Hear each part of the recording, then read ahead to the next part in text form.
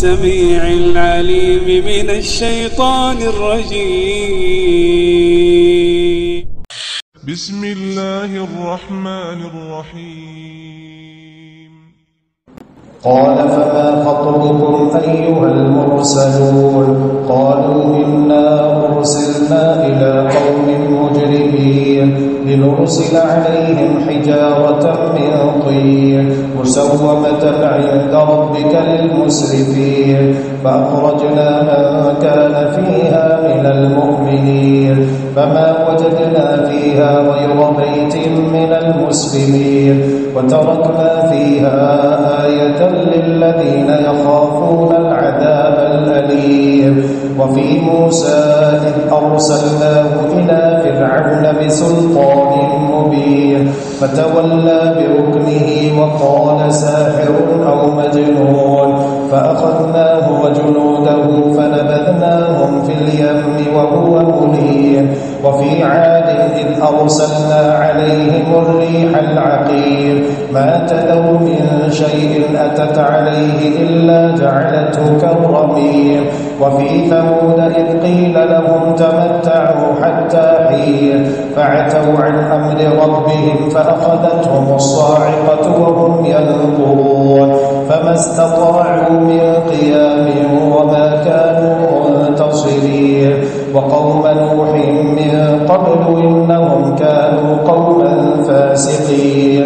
والسماء بنيناها بأيد وإنا لموسعون والأرض فرشناها فنعم الماهدون. ومن كل شيء خلقنا زوجين لعلكم تذكرون ففروا إلى الله إني لكم منه نذير مبين ولا تجعلوا مع الله إلها آخر إني لكم منه نذير مبين. كذلك ما أتى الذين من قبلهم من رسول إلا قالوا ساحر أو مجنون أتواصوا به بل هم قوم طاغون فتول عنهم فما أنت بملوم وذكر فإن الذكرى تنفع المؤمنين. وما خلقت الجن والإنس إلا ليعبدون ما أريد منهم من رزق وما أريد أن يطعمون إن الله هو الرزاق ذو القوة المتين. فإن للذين ظلموا ذنوبا مثل ذنوب أصحابهم فلا يستعجلون فويل للذين كفروا من يومهم الذي يوعدون. والطور وكتاب مسطور في رق منشور والبيت المعمور والسقف المرفوع والبحر المسجور إن عذاب ربك لواقع ما له من دافع يوم تمور السماء مورا وتسير الجبال سيرا فويل يومئذ للمكذبين الذين هم في خوض يلعبون يوم يدعون إلى نار جهنم دعا هذه النار التي كنتم بها تكذبون أفسحر هذا أم أنتم لا تبصرون اصلوها فاصبروا أو لا تصبروا سواء عليكم إنما تجزون ما كنتم تعملون. إن المتقين في جنات ونعيم فاكهين بما آتاهم ربهم ووقاهم ربهم عذاب الجحيم. كلوا واشربوا هنيئا بما كنتم تعملون متكئين على سرر مصفوفة وزوجناهم بحور عين والذين آمنوا واتبعتهم ذريتهم بإيمان ألحقنا بهم ذريتهم وما ألتناهم من عملهم من شيء كل امرئ بما كسب رهين وأمددناهم بفاكهة ولحم مما يشتهون يتنازعون فيها كأسا لا لغو فيها ولا تأثيم ويطوف عليهم غلمان لهم كأنهم لؤلؤ مكنون وأقبل بعضهم على بعض يتساءلون قالوا إنا كنا قبل في أهلنا مشفقين فمن الله علينا ووقانا عذاب السموم إنا كنا من قبل ندعوه إنه هو البر الرحيم فذكر فما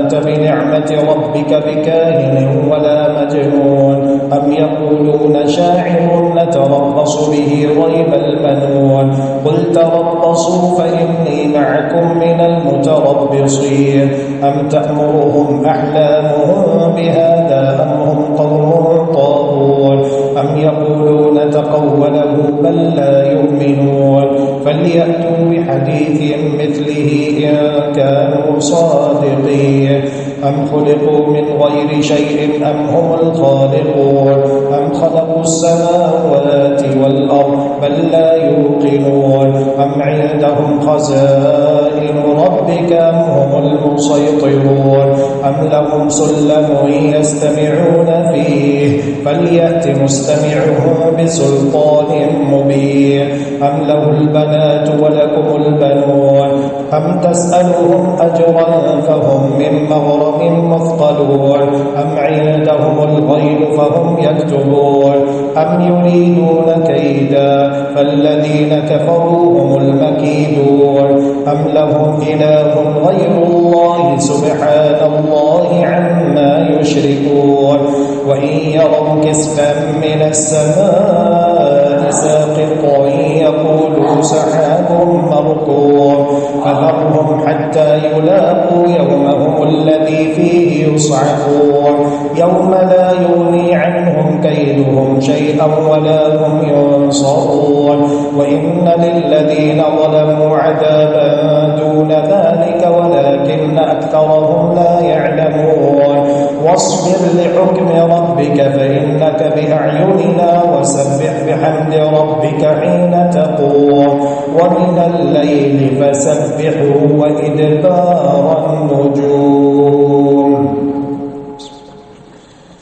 والنجم إذا هوى ما ضل صاحبكم وما غوى وما ينطق عن الهوى إن هو إلا وحي يوحى علمه شديد القوى ذو مرة فاستوى وهو بالأفق الأعلى ثم دنا فتدلى فكان قاب قوسين أو أدنى فأوحى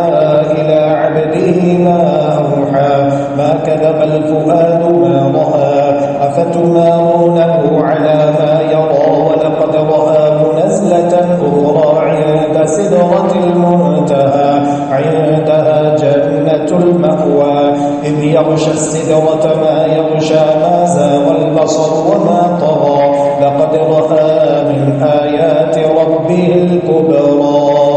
أفرأيتم اللات والعزى ومناة الثالثة الأخرى ألكم الذكر وله الأنثى تلك إذا قسمة ضيزى إن هي إلا أسماء سميتموها أنتم وآباؤكم ما أنزل الله بها من سلطان إن يتبعون إلا الظن وما تهوى الأنفس ولقد جاءهم من ربهم الهدى أم للإنسان ما تمنى فلله الآخرة والأولى وكم من ملك في السماوات لا تغني شفاعتهم شيئا إلا من بعد أن يأذن الله لمن يشاء ويرضى العشيرة ليسمون الملائكة تسمية الأنثى وما لهم به من علم إن يتبعون إلا الظن وإن الظن لا يغني من الحق شيئا فأعرض عمن تولى عن ذكرنا ولم يرد إلا الحياة الدنيا ذلك مبلغهم من العلم إن ربك هو أعلم بمن ضل عن سبيله وهو أعلم بمن اهتدى ولله ما في السماوات وما في الأرض ليجزي الذين أساءوا بما عملوا ويجزي الذين أحسنوا بالحسنى الذين يجتنبون كبائر الإثم والفواحش إلا اللمم إن ربك واسع المغفرة هو أعلم بكم إذ أنشأكم من الأرض وإذ أنتم أجنة في بطون أمهاتكم فلا تزكوا أنفسكم هو أعلم بمن اتقى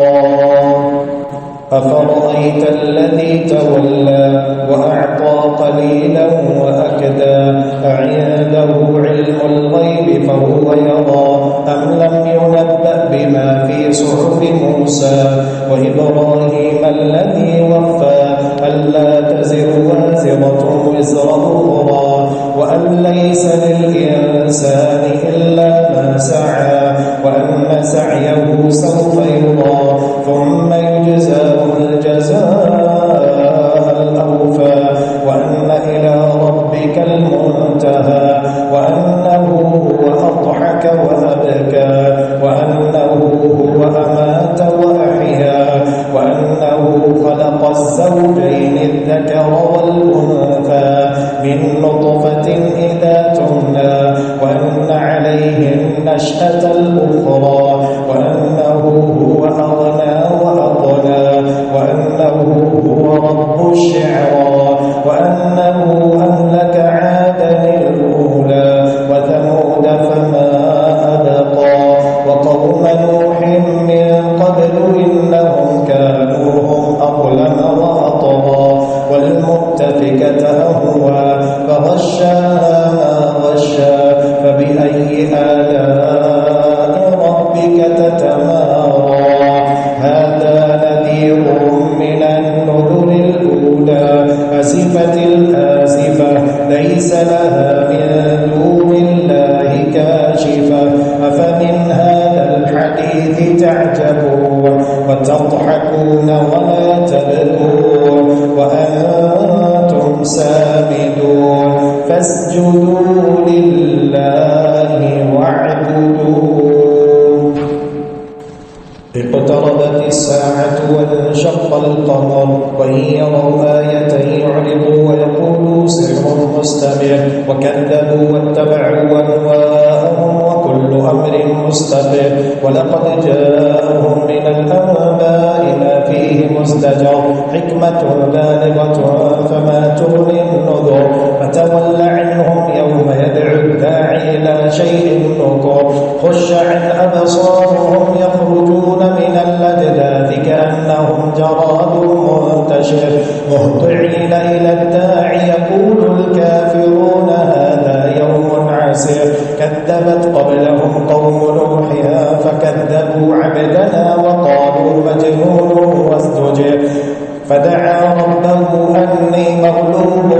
فانتصر ففتحنا أبواب السماء بماء منهمر وفجرنا الأرض عيونا فالتقى الماء على أمر قد قدر وحملناه على ذات ألواح ودسر تجري بأعيننا جزاء لمن كان كفر ولقد تركناها آية فهل من مدكر فكيف كان عذابي ونذر ولقد يسرنا القرآن للذكر فهل من مدكر كذبت عاد فكيف كان عذابي ونذر إنا أرسلنا عليهم ريحا صرصرا في يوم نحس مستمر تنزع الناس كأنهم أعجاز نخل منقعر فكيف كان عذابي ونذر ولقد يسرنا القرآن للذكر فهل من مدكر كذبت ثمود بالنذر فقالوا أبشرا منا واحدا نتبعه إنا إذا لفي ضلال وسعر ألقي الذكر عليه من بيننا بل هو كذاب أشر سيعلمون غدا من الكذاب الأشر إنا مرسل الناقة فتنة لهم فارتقبهم واصطبر ونبئهم أن الماء قسمة بينهم كل شرب محتضر فنادوا صاحبهم فتعاطى فعقر فكيف كان عذابي ونذر إنا أرسلنا عليهم صيحة واحدة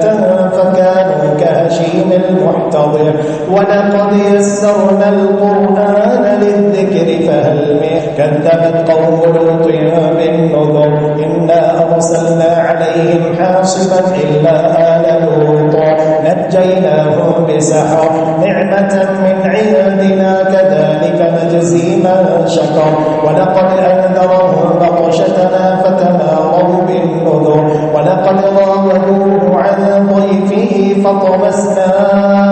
أعينهم فذوقوا عذابي ونذر ولقد صبحهم بكرة عذاب مستقر فذوقوا عذابي ونذر ولقد يسرنا القرآن للذكر فهل من مدكر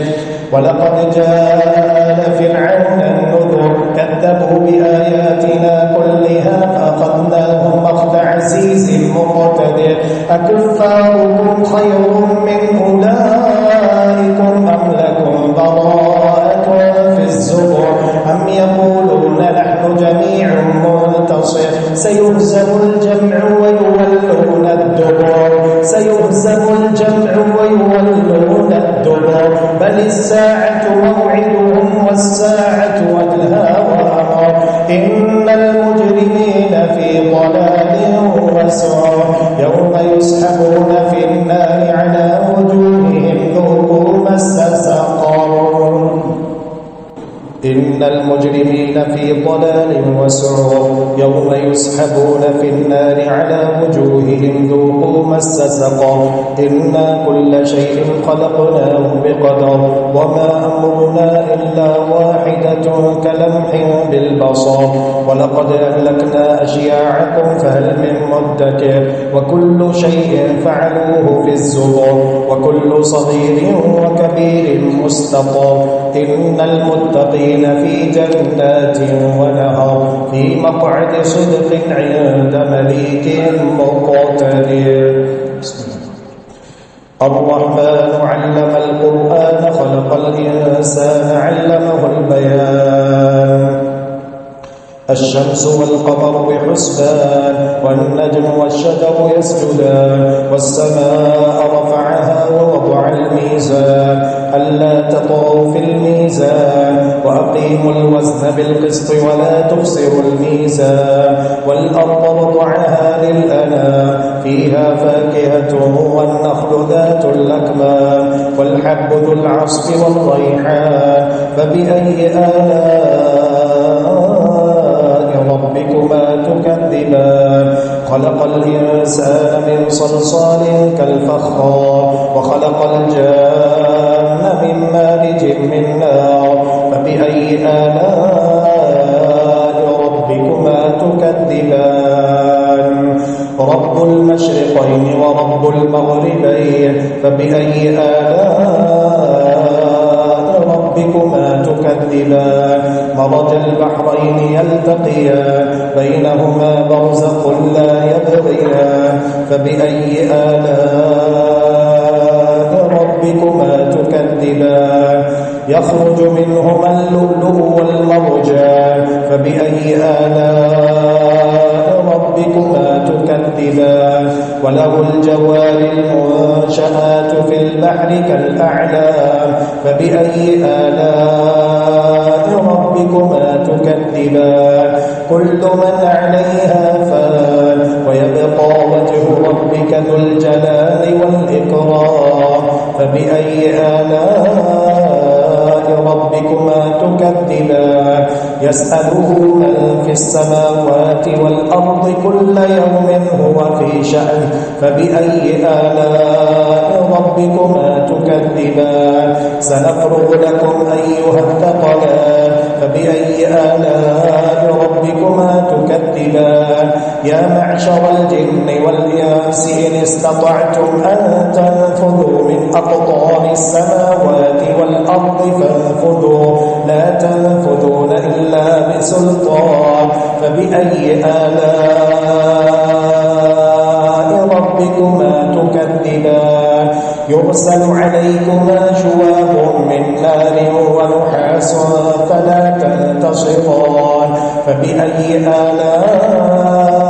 ربكما تكذبان فإذا انشقت السماء فكانت وردة كالدهان فبأي آلاء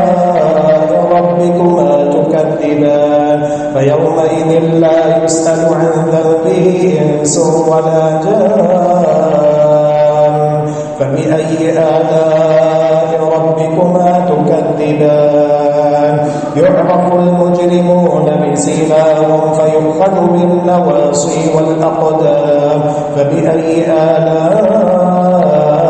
ربكما تكذبان هذه جهنم التي يكذب بها المجرمون يطوفون بينها وبين حميم النار فبأي آلاء ربكما تكذبان ولمن خاف مقام ربه جنتان فبأي آلاء ربكما تكذبان ذواتا أفنان فبأي آلاء ربكما تكذبان فيهما عينان تجريان فبأي آلاء ربكما تكذبان فيهما من كل فاكهة زوجان فبأي آلاء ربكما تكذبان متكئين على فرش بطائنها من استبرق وجنى الجنتين دان فبأي آلاء ربكما تكذبان فيهن قاصرات الطرف لم يطمثهن إنس قبلهم ولا جان فبأي آلاء ربكما تكذبان كأنهن الياقوت والمرجان فبأي آلاء ربكما تكذبان هل جزاء الإحسان إلا الإحسان فبأي آلاء ربكما تكذبان ومن دونهما جنتان فبأي آلاء ربكما تكذبان مدهامتان فبأي آلاء ربكما تكذبان فيهما عينان نضاختان فبأي آلاء ربكما تكذبان فيهما فاكهة ونخل ورمان فبأي آلاء ربكما تكذبان فيهن خيرات حسان فبأي آلاء ربكما تكذبان حور مقصورات في الخيام فبأي آلاء ربكما تكذبان لم يطمثهن إنس قبلهم ولا جان فبأي آلاء ربكما تكذبان متكئين على رفرف خضر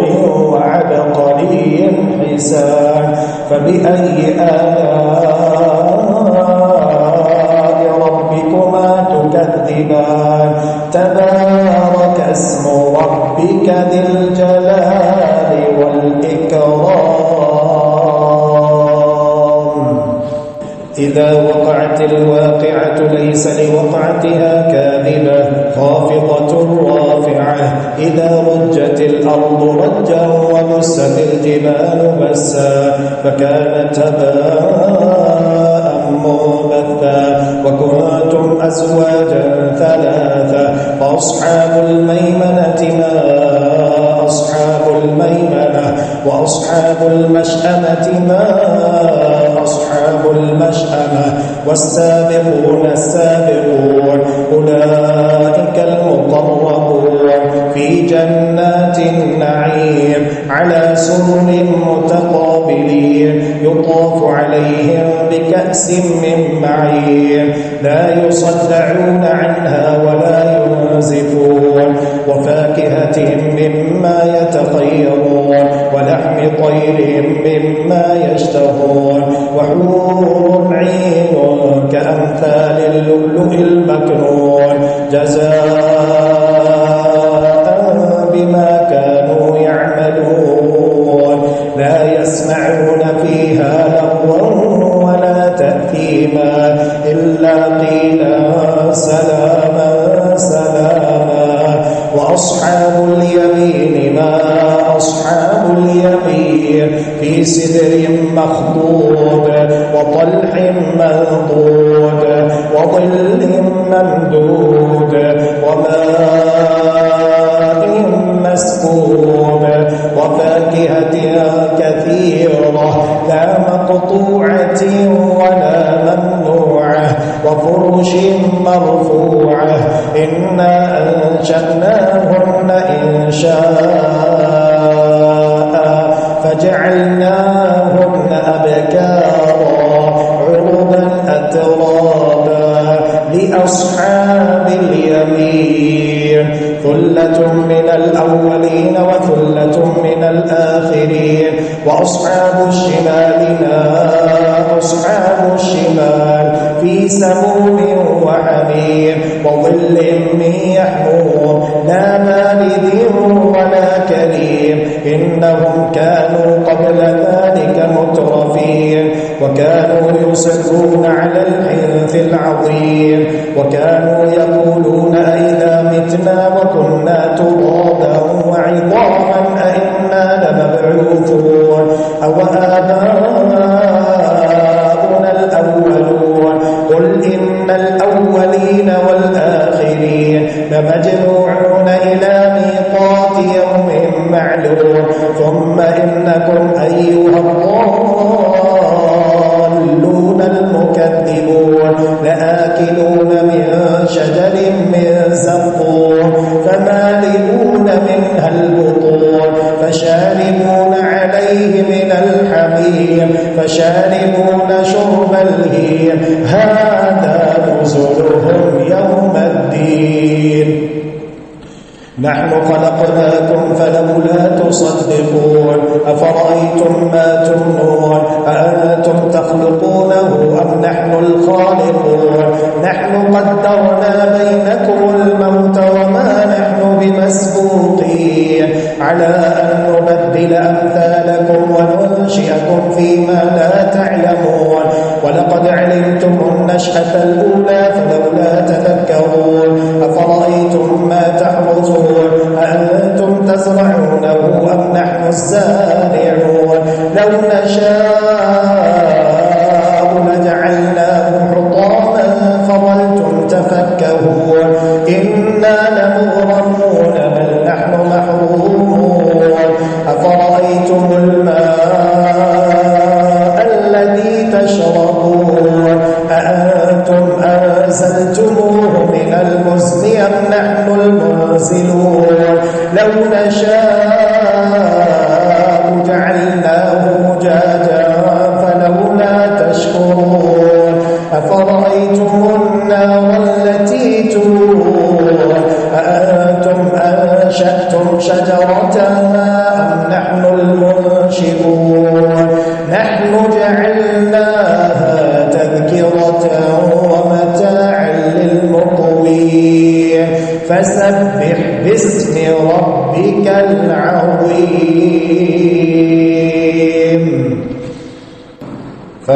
أقسم بمواقع النجوم وإنه لقسم لو تعلمون عظيم إنه لقرآن كريم في كتاب مكنون لا يمسه إلا المطهرون تنزيل من رب العالمين أفبهذا الحديث أنتم مدهنون وتجعلون رزقكم أنكم تكذبون فلولا إذا بلغت الحلقوم وأنتم حينئذ تنظرون ونحن أقرب إليه منكم ولكن لا تبصرون فلولا إن كنتم غير مدينين ترجعونها إن كنتم صادقين فأما إن كان من المقربين فروح وريحان وجنة نعيم وأما إن كان من أصحاب اليمين فسلام لك من أصحاب اليمين وأما إن كان من المكذبين الضالين فنزل من حميم وتصلية جحيم إن هذا لهو حق اليقين فسبح باسم ربك العظيم سبح لله ما في السماوات والأرض وهو العزيز الحكيم له ملك السماوات والأرض يحيي ويميت وهو على كل شيء قدير هو الأول والآخر والظاهر والباطن وهو بكل شيء عليم هو الذي خلق السماوات والأرض في 6 أيام ثم استوى على العرش يعلم ما يلج في الأرض وما يخرج منها وما ينزل من السماء وما يعرج فيها وهو معكم أينما كنتم والله بما تعملون بصير له ملك السماوات والأرض وإلى الله ترجع الأمور يولج الليل في النهار ويولج النهار في الليل وهو عليم بذات الصدور آمنوا بالله ورسوله وأنفقوا مما جعلكم مستخلفين فيه فالذين آمنوا منكم وأنفقوا لهم أجر كبير وما لكم لا تؤمنون بالله والرسول يدعوكم لتؤمنوا بربكم وقد أخذ ميثاقكم إن كنتم مؤمنين هو الذي ينزل على عبده آيات بينات ليخرجكم من الظلمات إلى النور وإن الله بكم لرؤوف رحيم وما لكم ألا تنفقوا في سبيل الله ولله ميراث السماوات والأرض لا يستوي منكم من أنفق من قبل الفتح وقاتل أولئك أعظم درجة من الذين أنفقوا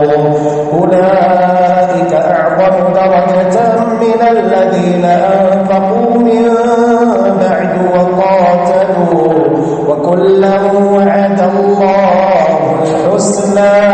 والله بما تعملون خبير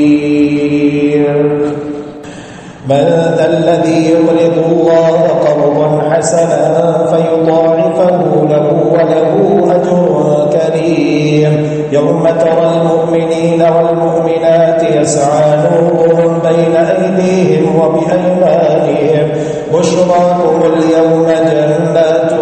تجري من تحتها الأنهار خالدين فيها ذلك هو الفوز العظيم يوم يقول المنافقون والمنافقات للذين آمنوا انظرونا نقتبس من نوركم قيل ارجعوا وراءكم فالتمسوا نورا فضرب بينهم بسور له باب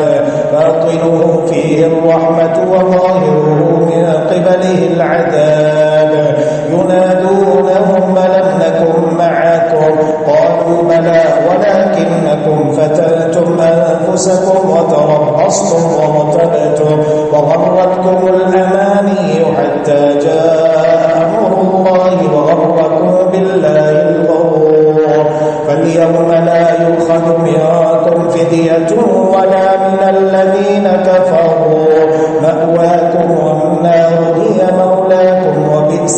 بصير ألم يأن للذين آمنوا أن تخشع قلوبهم لذكر الله وما نزل من الحق ولا يكونوا كالذين أوتوا الكتاب من قبل فطال عليهم الأمد فقست قلوبهم وكثير منهم فاسقون اعلموا أن الله يحيي الأرض بعد موتها قد بينا لكم الآيات لعلكم تعقلون إن المصدقين والمصدقات وأقرضوا الله قرضا حسنا يضاعف لهم ولهم أجر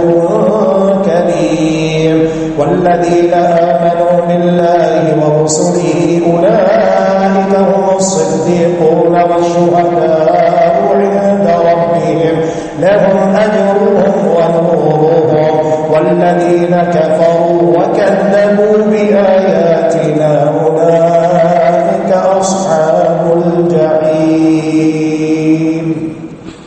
اعلموا أنما الحياة الدنيا لعب ولهو وزينة وتفاخر بينكم وتكاثر في الأموال والأولاد كمثل غيث أعجب الكفار نباته ثم يهيج فتراه مصفرا ثم يكون حطاما وفي الآخرة عذاب شديد ومغفرة من الله ورضوان وما الحياة الدنيا إلا متاع الغرور سابقوا إلى مغفرة من ربكم وجنة عرضها كعرض السماء والأرض أعدت للذين آمنوا بالله ورسله ذلك فضل الله يؤتيه من يشاء والله ذو الفضل العظيم ما أصاب من مصيبة في الأرض ولا في أنفسكم إلا في كتاب من قبل أن نبرأها إن ذلك على الله يسير لكي لا تأسوا على ما فاتكم ولا تفرحوا بما آتاكم والله لا يحب كل مختال فخور الذين يبخلون ويأمرون الناس بالبخل ومن يتول فإن الله هو الغني الحميد لقد أرسلنا رسلنا بالبينات وأنزلنا معهم الكتاب والميزان ليقوم الناس بالقسط وأنزلنا الحديد فيه بأس شديد ومنافع للناس وليعلم الله من ينصره ورسله بالغيب إن الله قوي عزيز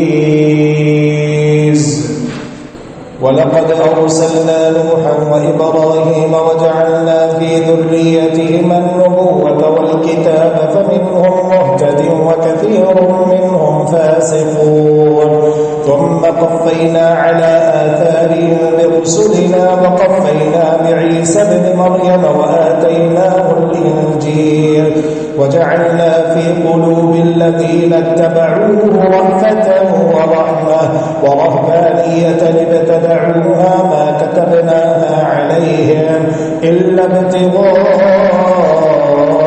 رضوان الله فما رعوها حق رعايتها فآتينا الذين آمنوا منهم أجرهم وكثير منهم فاسقون